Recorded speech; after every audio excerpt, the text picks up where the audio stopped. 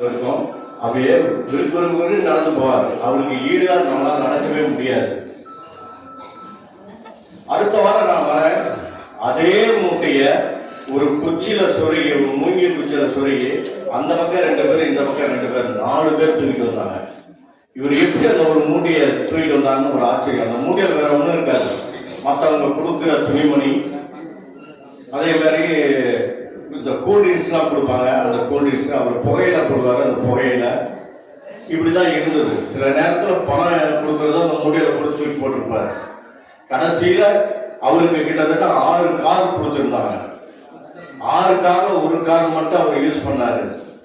Bolero car கடைசியில அவர்கிட்ட வந்து கொடுக்க வந்தான். அதெல்லாம் வேணான்ட்டாரு.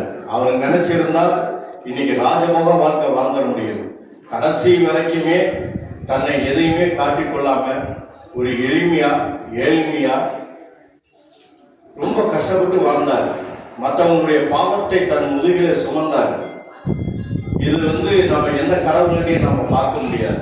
ஐயாட்ட இவங்க நம்ம சித்தபுருஷர்கள் எல்லாம் நீங்க போனீங்கன்னா கடவுள் எங்கன்னு தான் கேட்பாங்க. கடவுள் நமக்கு என்னன்னு நமக்கு தெரியாது. நம்ம கருப்பணசாமியோ அந்த சாமி யார் பார்த்திருக்கா? கருப்பணசாமி குறி சொல்லுவான். அவன் குடும்பத்தையும் அவன் காப்பாற்ற முடியாது. ஒரு 5வது வீதியில இருக்கக்கூடிய ஒருத்தருடைய வீட்டுல யாராவது குடியிருக்காங்கன்னா அது தெரியாது. நமக்கு கேட்டு பாருங்க. அவங்க மூக்குல வாயில ரத்தம் வந்துடுவான். சாமி சொல்றது புறமே போய். ஏன்னா இதெல்லாம் நான் பல பேர்கிட்ட சாமி சொல்றேன்ட்ட பேசி எனக்கு மூக்குல வாயில ரத்தம் வர சொன்னவங்க தான் நிறைய பேர். காரணம் அவங்ககிட்ட வேற மாதிரி நான் பேசுவேன். ஒரு குழந்தை, ஒரு பிரெக்னண்டா இருக்கிற லேடியை நிறுத்தி இவங்க எந்த ஹாஸ்பிட்டல்ல, எந்த டாக்டர்ல, எந்த ரூம்ல என்ன குழந்தை பிறக்கும், எந்த நேரத்தில் பிறக்குன்னு கேட்டு பாருங்க. சாமி சொல்றவங்க முடியாது. சாமினா என்னன்னு தெரியாம இருக்காரு. சும்மா அசால்ட்டா இன்னைக்கு நாம ஏமாந்து போயிருக்கோம். சாமின்னு சொல்லி பல பேர்கிட்ட ஏமாறுறோம். உலகத்தையே அறிஞ்ச இன்னைக்கு அமெரிக்காவில் என்ன நடக்குதுன்னா சாமிக்கு தெரியணும்.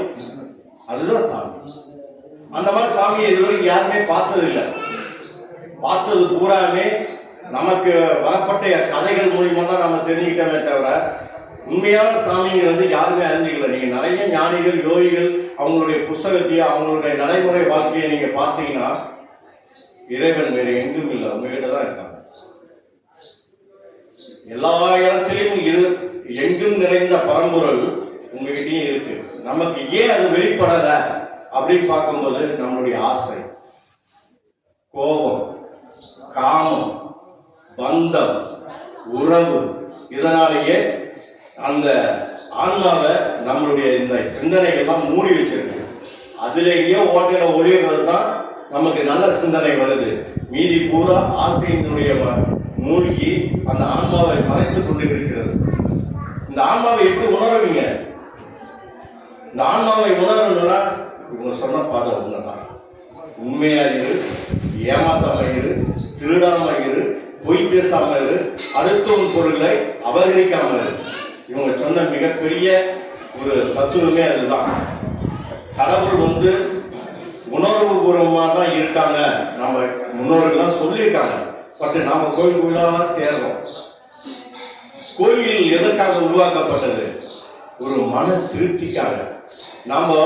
நம்ம விஷயங்களை யாருக்கிட்ட சொன்னாலும் ஒருத்தர்கிட்ட 2 வாட்டி சொன்னீங்கன்னா இவங்களுக்கு வேற வேலை இல்லைடா அப்படின்னு.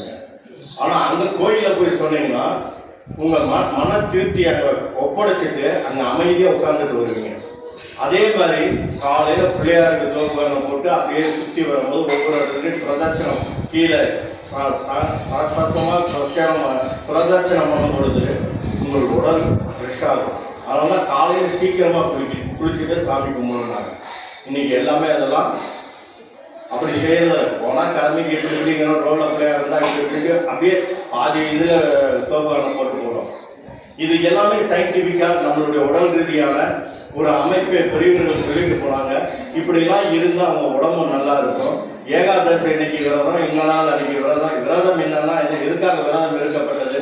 கடவுளுக்கு படைச்சு கடவுள் எந்த கடவுளா யாருக்கிட்டயா சாப்பிட்டுருக்காங்களா? எங்கேயும் சாப்பிடக்கூடாது. ஐயாக்கே படைக்கிறான், ஐயா சாப்பிட்றாரா? கிடையாது. அப்போ நாம சாமிக்குன்னு வைத்த படையில அதை உயர்வா நினைச்சு நாம பிரசாதமா எடுத்துக்கிறோம்.